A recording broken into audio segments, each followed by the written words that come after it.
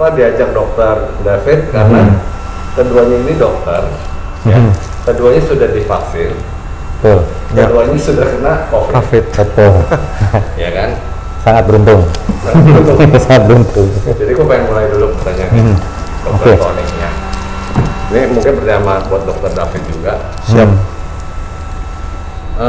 Sudah divaksin, tapi kenapa masih bisa kena?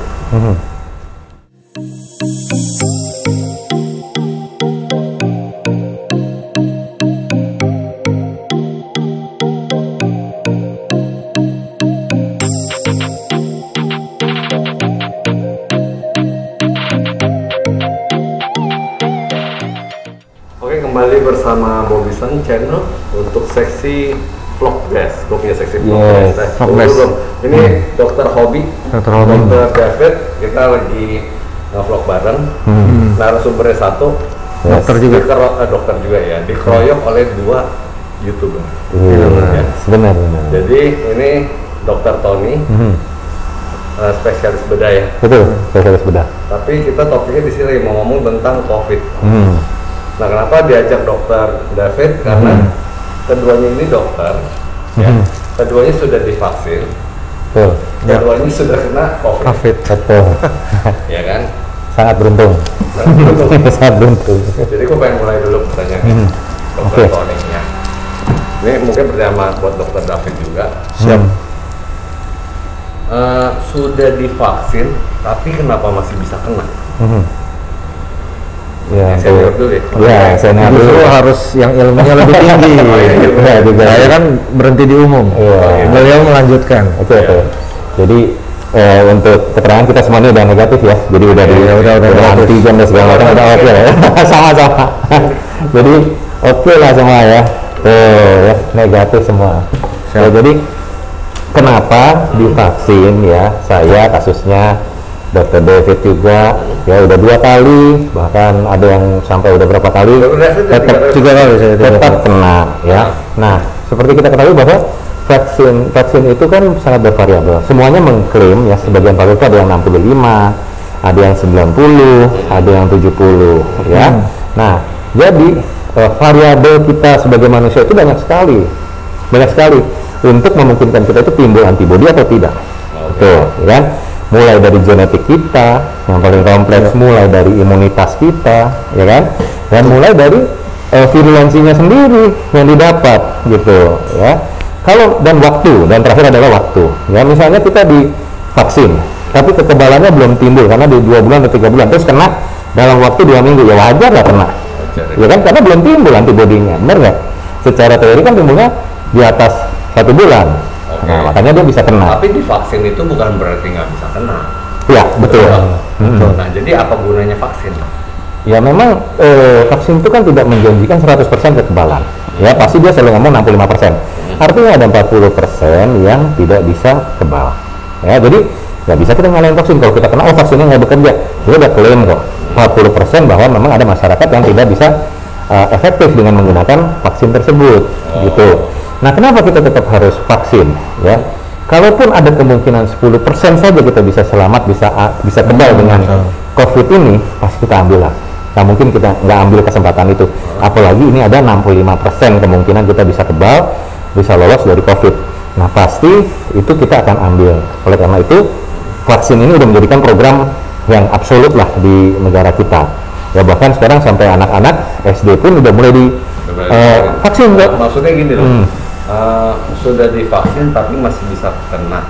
Jadi masih mungkin vaksin itu melindungi, ya, tapi tetap bisa kena. Kayak cacar, kita udah vaksin cacar, kita tetap kena cacar. Ya. Tapi tidak berat. Jadi ya seperti saya mungkin karena saya sudah 2 kali vaksin, CT saya waktu itu cukup berat ya, CT saya itu 20, itu termasuk yang lumayan berat. 20. Ya, walaupun sekarang ada yang bilang CT itu tidak ada hubungannya dengan keparahan penyakit ya, tapi kita anggap aja waktu saya kena itu klinis dan CT-nya cukup berat ya. Itu gejalanya apa waktu itu? Ya, waktu saya kena itu semua gejala ada, mulai dari diare, sakit tulang, sesak napas ya, tidur tuh nggak bisa terlentang. Saturasi saya 85. Saturasi saya sampai 85. Nah, saya terapi, kemudian saya, karena waktu itu saya isoman sendiri, ya, saya dibantu istri, ya, untuk recovery, ya. Nah, kenapa saya berani? Karena saya punya pengalaman ngobatin pasien dengan home care saya. Nah, jadi saya mencoba mengobati sendiri, ya. Jadi mulai dari obat-obatan yang standar dari protokol sampai yang plus kita tambahkan, maksudnya herbal dan lain-lain. Karena apapun yang kita baca dan kita yakin itu bisa sembuh, pasti kita ambil kok pada saat itu. Ngeri banget karena kondisinya. Saat itu lu kayak gue udah vaksin nih, ya 2 kali kok gue masih kena gitu loh. Ya, gue bersyukur. Untung gue udah vaksin, jadi gejala yang gue alamin ini ringan. Betul. Gitu. Jadi waktu saya kena itu sebenarnya dibilang ringan juga enggak ya, karena cukup lumayan berat ya. Saya terkena, tetapi saya bisa berangsur-angsur naik, ya. Sedangkan ada berangsur-angsur sembuh. Sedangkan ada beberapa orang yang saya tahu dia belum divaksin, itu berakhir dengan kematian. Nah, di sini saya mengucapkan syukur malahan dengan saya sudah divaksin. Oh, ternyata saya nggak apa-apa gitu loh. Cuman dokter David. Yang mau saya tahu dulu dok, sebentar. Dokter ada komorbid ya dok? Saya komorbid lumayan banyak. Apa ya? Komorbidnya lumayan banyak, makanya waktu pertama kena saya tahu itu lumayan deg-degan sih, lumayan deg-degan karena gejalanya berat. Saya punya komorbid, ya obesitas aja udah komorbid nih. Betul. Sama nih berdua. Obesitas udah, terus ada hipertensi. Ya, terus saya ada asma. Ya kan? Jadi udah cukup dong, nggak usah ditambahin lagi kan? Obesitas. Hipertensi, asma. Nah, udah cukup lah. Enggak juga sih kalau itu sih. Kalau saya sendiri komorbidnya kencing manis dong. Oh, apalagi. Nah, diabetes itu dari pengalaman saya lumayan berat loh. Itu merupakan jodoh yang sangat cocok sama COVID. Karena hampir semua penyakit kan gula, bisa gula makanan utama ini. Jadi pada saat lu kena, lu keki apa lu bersyukur? Sama, bersyukur kayak dokter Tony. Syukur kan 3 kali gua udah vaksin. Ini boleh gua ya biar aja. Kan udah 3 kali vaksin. CT-nya tadi dokter Tony 20 ya. CT saya 30. Lebih tinggi ya? Lebih tinggi. Tapi ada komorbid. Ada komorbid yang lebih lagi karena kita kerja di rumah sakit kan dilakukan pemeriksaan walaupun ngintip lah ya dok yang nggak dikeluarkan. Itu hasil CT thorax saya bagus bersih. Hasil lab bagus juga. Dan gejala yang saya alami ketika hari pertama dinyatakan positif itu saya malah tidak bergejala. Nah, di hari kedua setelah dinyatakan positif yang hilang hidung. Oh, hidungnya hilang. Bukan hidungnya, penciuman. Bagaimana enak ya dok? Itu enak banget. Enak itu merasakan. Itu kan hilang selama 3-4 hari. Kita rasanya itu seperti dunia anjing kita. Jadi anjing gitu. Semua mau diciumin. Penasaran kan? Parfum yang biasa enak, ya kan kopi, minyak kayu putih, semua mau kita ciumin. Gitu loh. Dan itu nggak enak. Kalau indera perasa, asin dan asam masih bisa. Manis berkurang. Dan itu berlangsung 3-4 hari aja. Tapi itu cuma 3-4 hari. Saya sih lumayan loh. Itu semingguan lah. Ada yang bisa 3 bulan loh. Iya, saya murni isoman di rumah sih 3 minggu. Ya sama 3 minggu. Nah, jadi ini dokter bahwa sudah divaksin tapi tetap kena, cuman bersyukur karena gejalanya minimal. Ya, minimal. Itu yang dikejar bisa selamat oleh para dokter-dokter yang bikin vaksin. Kita tetap akan kena, tapi mungkin kayak istri gua nih ternyata udah kena, dia nggak merasa apa-apa. Gejalanya cuma nanya aja atau cuma batuk pilek ringan gitu ya. Betul. Jadi meminimalkan. Jadi buat teman-teman ya jangan ragu untuk divaksin. Jangan buat anak, buat apa semua. Yang penting mesti tetap divaksin. Nah, sekarang beralih ke topik satunya lagi, Dokter Tony. Lu ini kan spesialis bedah. Kenapa tiba-tiba beralih jadi dokter COVID? Ya, sampai keliling loh. Dia ini kan kalau orang kan takut ke rumah sakit. Betul. Nah, dia bikin bisnis. Dokter yang ke rumah lu. Iya, home care. Gua bilang itu top banget. Sebenarnya bisnis home care udah lama ya dok ya? Sebelum tinggi loh. Betul. Cuman memang untuk home care COVID nggak banyak yang berani. Betul. Karena resikonya. Jadi saya itu terjerumus, sebenarnya bukan bisnis ya awalnya. Jadi terjerumus lah. Jadi tidak sengaja ya terjerumus dari sejak yang alfa. Jadi dari tahun awal sekali. Jadi awalnya itu hanya teman. Jadi teman sakit ke rumah sakit juga nggak ada yang tahu. Waktu awal itu semua diobatin pakai apa juga nggak tahu, gitu kan. Dan saya belajar lah. Jadi kita belajar, saya berguru juga sama dokter konsultan paru dan lain-lain, tanya teman-teman dan lain-lain. Nah awalnya itu saya visit langsung visit, kita pakai APD lengkap dan lain-lain, perawat saya juga visit, kita obatin, nah sembuh. 1, 2 teman-teman dulu nih tadinya, 1, 2, 3, 10 sembuh. Nah baru akhirnya dari 10 orang ini suruh sini, nah baru kita memulai ada fee-nya, karena saya nggak mau mengirim perawat saya dengan sia-sia gitu kan, karena kalau dia nanti sakit atau apa saya harus tanggung kan. Nah jadi ada biayanya untuk resiko dan resiko terkena. Nah berjalanlah, tadinya kita cuma berdua, jadi awal pandemi itu kita cuma berdua, kita visit ke semua orang sampai kita menemukan protokol-protokol yang mungkin agak berbeda sendiri dengan yang di rumah sakit kadang-kadang nggak dilakukan, ya terutama yang untuk pembersihan hidung. Hidung dengan uap panas. Itu yang dibersihin pasien atau dokter? Pasiennya. Ya, dan kita pun setelah selesai dari pasien, saya selalu rutin mencuci hidung, mengumur-umur, karena yang paling besar yang kita ketahui selama itu kita belum tahu, bisa katanya bisa dari telinga, bisa dari mata, tapi yang jelas dari hidung dan mulut itu kan yang paling besar ya dok ya. Paling besar. Nah itu kita bersihkan, jadi jangan males setelah sampai rumah, selain cuci tangan bla bla bla ya, mulut dan hidung juga harus dibersihkan. Tapi pakai air laut, air garam. Gampang, saya tuh 1 liter dikasih 1 sendok garam, itu bisa bikin siapa aja juga. Garam dapur biasa boleh. Atau kalau mau NaCl 0,9%. NaCl itu ya kan? Beli infusan. Tapi kalau mahal nggak bisa, bikin aja sendiri. Bikin aja pakai garam. Udah gampang, 1 liter. Bahan kimia beli garam yang non yodium ya. Ya non yodium juga boleh, murah sekali itu, garam ikan boleh dibilang. Garam ikan yang buat ikan. 10.000. Iya murah sekali. Itu udah cukup. Nah itu yang kita terapi ke pasien, ternyata cocok dan banyak yang lumayan sembuh. Tapi awal Delta ini sih, waktu itu saya total pasien yang Delta itu 40 pasien. 40 pasien. Tidak ada yang meninggal. Tidak meninggal. And then itu 40 pasien sebagian sudah divaksin atau belum vaksin? Waktu itu belum ada vaksin. Belum ada vaksin. Alpha nih. Alpha nih. Nah, and then sepi itu. Sepi ya, pasukan semua saya simpen, rumahkan dulu kan. Kita happy ya, bekerja normal dan biasa. Tiba-tiba nih ada berita Delta nih, ya kan, dari India. Kita saya langsung calling semua, siap-siap. Ini kayaknya nggak benar, saya bilang, nggak benar nih. Habis itu kok telepon nggak berhenti. Nggak berhenti. Itu telepon nggak berhenti, orang minta visit atau minta cuma konsultasi aja? Mau konsultasi, saya awalnya konsultasi saya berikan gratis. Tapi karena saya punya buktinya ya, daftar telepon saya itu sampai 1.000 lebih, nggak sanggup lagi kita telepon, kita harus ngurus orang, akhirnya nggak fokus kan. Akhirnya saya hentikan ya konsultasi online. Awalnya saya terima kurang lebih 100-200 orang kita terima, tapi terakhirnya saya cuma melayani yang memang kita udah pegang home care. Karena ternyata kalau kita lepas pengobatan begitu aja, risknya lebih besar kok. Oh iya dong. Jadi orang Anda makan nggak diawasin, dia ada hipertensi, ada diabetes dan lain-lain. I think it's very dangerous untuk COVID ini. Ini kebanyakan orang di seluruh dunia suka jadi dokter. Yes. Ada yang udah beli sendiri kok paketnya dulu. Toko-toko obat yang ada paket COVID, lebih percaya makan.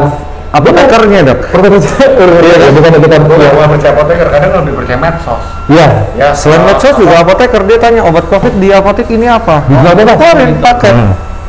Nah, orang-orang kaya sampai beli loh paket nih, saya 1.000 sumbangin ke orang loh. Setiap orang nggak punya kondisi yang sama. Yes, ini dok yang harus kita blow up dari sekarang supaya nanti waktu kejadian lagi harus semua melalui dokter. Iya. Gitu. Harus ada orang yang mengontrol pengobatan itu. Jadi pengobatan itu nggak bisa disuruh isolasi, dikasih obat, ya terus nggak ada yang ngawasin. Tadi kok ngomong sama teman ya, dia kena COVID, ya kan masih muda, umur 30 tahun dia kena COVID. Dia bilang dia begitu baca obatnya, waduh ini bakal bisa bikin serangan mah buat dia. Akhirnya dia konsultasi sama dokter bilang udah paracetamol aja obatnya, karena dia gejalanya demam, batuk ringan, pilek ringan gitu loh. Kita nggak bisa samain semua. Jadi ada penderita COVID yang tidak perlu obat. Nggak perlu, ngapain? Kalau dia OTG, obatnya di mana? Orang nggak ada gejala, ngapain kita boleh? Tapi kalau dia udah cek positif, ya kan? Ya gejalanya cuma demam. Kalau pikirnya gini Om Bob, OTG nggak ada gejala kan? Seperti tadi istrimu kan nggak ada gejala sembuh, minum obat sama sekali nggak? Karena nggak tahu nggak minum kan? Betul nggak? Tapi kalau memang udah terlanjur tahu, ya kita upaya. obat yang wajib apa, obat yang penunjang untuk keluhan dia apa, itu aja yang kita minum. Nah kalau yang di luar sana beli paket-paket, dia mau nggak mau dia minum semua. Itu kok bahaya. Cacing, semua relasi. Dan kita kan harus tahu ya dok, benar ya. Obat metabolisme terakhir kalau nggak hati ginjal, berapa banyak yang korbanin untuk itu. Benefitnya nggak sesuai dengan risikonya yang ke depan loh. Cukup paracetamol aja tuh juga udah bisa sembuh. Cukup paracetamol. Cukup paracetamol ngapain dibom sama si gimana paketnya yang dikasih? Iya kan ada. Dan itu kan itu dok, saya beberapa kali paket saya lihat udah vitamin komplit, betul. Tambah lagi vitamin C-nya dimasukin lagi, vitamin D3 dimasukin. Lah itu double. Iya. Pertama buang duit, kedua yang nggak dipakai disekresi semua keluar. Ketiga ya itulah fungsi ginjal, fungsi hati berantakan. Dan itu setelah mereka sembuh pun masih diminum terus. Untuk vitamin kan suka-suka mereka, hajar aja terus. Ya mudah-mudahan sih ini bisa jadi vlog untuk mendidik ya, dan mendidik bahwa jangan main-main lah gitu. Kalau memangnya tapi gimana mau nggak main-main, rumah sakit penuh. Ya konsultasi yang baik. Konsultasi dulu. Jadi gini. Jangan dengan alasan rumah sakit penuh, kita tidak mendapatkan informasi yang cukup dari orang yang berkompeten dalam hal ini dokter, baik umum ataupun spesialis, langsung jadi dokter sendiri. Yang rugi siapa? Diri sendiri. Betul. Jadi memang sekarang ini mulai banyak ya. Saya juga akan bikin program juga ya untuk konsultasi gratis lagi karena kita menyiapkan. Kemarin saya nggak siap jujur karena dibom begitu banyak. Jadi next kita akan bikin segmen konsultasi gratis ya. Tetapi memang balik lagi kok, gratis itu bukan berarti nanti kita nggak pantau. Nah ini kuncinya gratis ini kan ada nih aplikasi, saya nggak usah sebutin nih ya, yang bisa bayar sekali konsultasi sama dokter itu, besok belum tentu ketemu dia lagi, ya kan? Belum lagi. Iya, jadi nggak terpantau pasien itu, cuma sekali konsultasi kamu makan ini. Dia besok udah makan, besok nggak terpantau kondisinya setelah dia makan obat, reaksinya bagaimana, efek sampingnya bagaimana. Makanya memang telemedicine ya, kalau kita bahas telemedicine ini tidak bisa langsung lead kok, langsung jauh, harus ada orang yang memantau.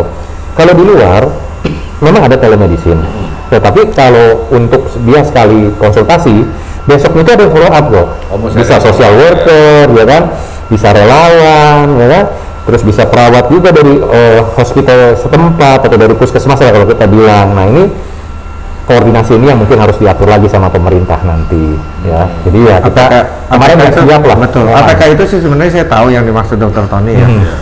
Nah ini kita bandingin sama rumah sakit atau nggak klinik-klinik setempat, Om Dok. Pentingnya rekam medik. Kalau mereka itu ya, kalau yang telemedicine itu kan istilahnya sekali pakai buang. Nah itu kan nggak ada rekam mediknya. Lu kasih apa segala macam kita nggak tahu. Ya. Dan ketika misalkan dia konsultasi ulang dengan dokter yang berbeda ini nggak tahu apa yang dikasih sama dokter yang pertama. Beda kalau kita di rumah sakit atau klinik atau praktik pribadi, kita punya rekam mediknya. Oh kemarin yang lalu kamu dipegang sama dokter X, kamu dikasih ini dengan gejala ini. Nah itu follow up itu yang berkesinambungan, itu yang baik. Jadi kita tahu kondisi pasien yang lalu gimana, saat ini perlunya apa. Oke, jadi buat pesan-pesannya ke orang yang tes positif, apa yang perlu dilakukan? Positifnya di antigen atau PCR? Ya, di antigen dulu deh. Kalau saya di tim IGD nggak percaya antigen, nggak percaya buang. Ya banyak yang udah beli alat-alat antigen, mau banyak segala macam, itu sampah. Jadi pakainya? Mohon maaf aja, bahkan ada satu instansi saya sudah coba rekomendasi untuk tes PCR di sana karena cepat, 6 jam keluar. 3 kali dok saya kecolongan dok, dan termasuk saya kena gara-gara hasil tes dari sana. Jadi pasien ini dinyatakan negatif, tapi begitu CT scan paru ya dok, kalau misalnya masuk rumah sakit pasti ada screeningnya. Itu parunya kok curiga. Diulang PCR kembali di rumah sakit kita, positif. Dan semua dokter yang bersentuhan dengan dia positif. Enggak, 3-1 kena saya. Sangat luar biasa sih. Nah, jadi kalau udah oke lah, kita kan nggak patokannya ini. Kalau ini positif mesti konsultasi dokter. Konsultasi dokter jadi PCR lagi. Ya, kalau PCR lagi untuk menguatkan minimal TCM. TCM, tes cepat keluar. TCM itu seperti swab PCR, cuman dia cuma tahu iya atau tidak. CT value tidak dikeluarkan, makanya 1 jam biasa keluar hasil. cepat sekali. Dan itu menurut saya walaupun memang harganya mahal sekali, tapi itu menghemat waktu kita. Berapa duit yang mahal? 1.250.000. Lebih mahal dari PCR. Iya, PCR sekarang udah murah. Boleh cuma 600 700.000. Ya, betul. Tapi kan lama, dikarenakan dia keluarin city value. Oke, jadi kalau misalnya udah di swab ya positif mesti swab antigen ya, misalnya Om Bobi swab antigen ya PCR. Tes yang benar-benar dipakai satu dunia lah kita bilang. Kalau PCR tes yang negatif tapi ada gejala, batuk pilek, demam, tetap konsul.